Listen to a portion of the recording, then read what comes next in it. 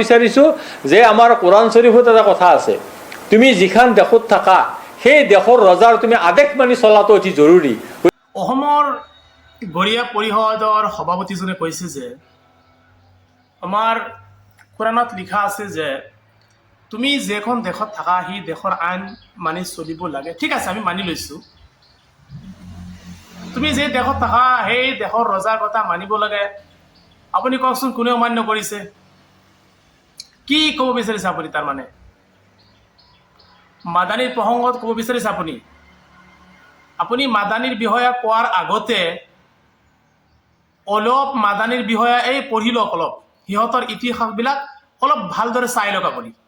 আপুনি চাগে চোৱা নাই, সিহঁতৰ ইতিহাস আপুনি নাজানে, যাৰ কাৰণে মাদানীৰ বিষয়ে আপুনি ক'ব পাৰিছে।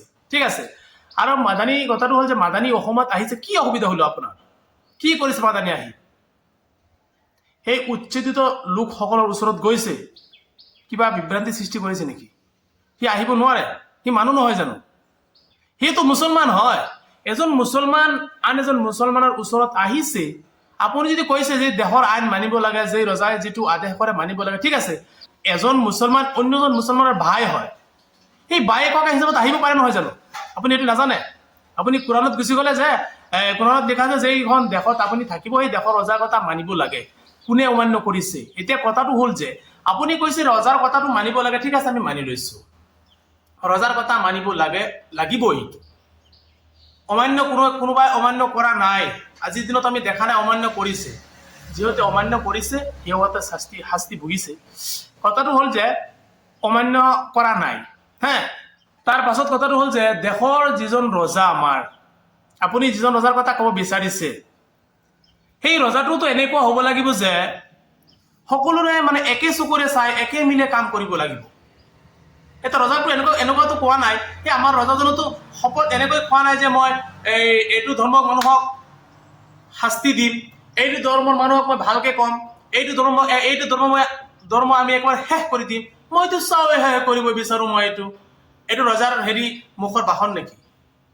ৰজাৰ মুখৰ কথা এনেকুৱা হয় নেকি? নহয়।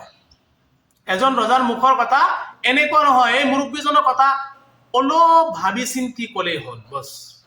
দুনিয়াটো শান্তি যেনেকুৱা আছে আৰু থাকিব, অশান্তিটো বহুত হ'লেই।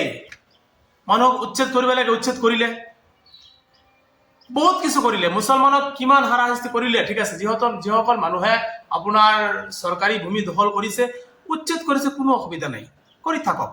ঠিক আছে, সিহঁতক আকৌ যদি মাটি ভূমিহীন মানুহ হয়, সেই ভূমি আকৌ দিব লাগে, চৰকাৰৰ কাম, সেইখিনি ভালদৰে কৰিলেই হ'ল। কি অসুবিধা আছে তাত? কোনো অসুবিধা নাই। কোনো মানুহে উচ্ছেদৰ বিৰোধিতা কৰিছে? মাদানীয়ে উচ্ছেদৰ বিৰোধিতা কৰিছে নেকি? মাদানীয়ে কৈছে উচ্ছেদ কৰিব নোৱাৰিব কৈছে নেকি? মাদানীয়ে কৈছে যে উচ্ছেদ কৰিব পাৰিব, সংবিধান মতে কৰিব লাগিব। সংবিধানে কি নিয়ম নীতি দিছে, সেই নিয়ম নীতি মানি কৰিব লাগিব, সেইটো মাদানীয়ে কৈছে। তাত অসুবিধা কি আছে? কি এজন মুছলমান অসমত আহিছে, আপোনাৰ অসুবিধা কি হ'ল? এনেকুৱা কথা ক'ব নালাগে। এনেকুৱা আহিব পাৰে, সিও মানুহ, মুছলমানৰ ওচৰত এজন মুছলমান যাব পাৰে। আপুনি কোৰাণৰ যিটো আয়াত, মানে আয়াতৰ প্ৰসংগত আপুনি যিটো কৈছে, বেলেগ আৰু বহুত আছে। ঠিক আছে, বেলেগ বহুত আছে। মুছলমানৰ ভাই হয়, সেই ভাই ককাই হিচাপে আহিছে, অসুবিধা একো নাই। ঠিক আছে, অসুবিধা একো নাই, কোনো অসুবিধা নাই। ইয়াত কোনো বিভ্ৰান্তিৰ সৃষ্টি কৰা নাই। আৰু কথা হ'ল মৌলানা মাহমুদ মাদানী চাহাব দামাত বৰকাতুম বহুত ভাল মানুহ, বেয়া মানুহ নহয়। আপোনাৰ নজৰত বেয়া হ'ব পাৰে, আমাৰ চকুৰ আগত কেতিয়াও সিহঁত বেয়া হ'ব নোৱাৰে। এটাই কথা।